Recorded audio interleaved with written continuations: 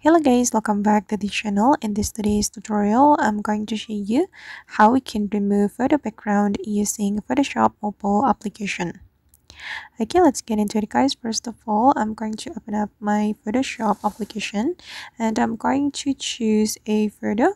For instance, I'm going to remove the background of this photo. So I'm going to open this photo. And if we want to remove the background, we can go to the background menu. You can scroll all the way to the right until you find this background. Okay, just click on it and you are going to select action and click on remove to remove the background of your photo.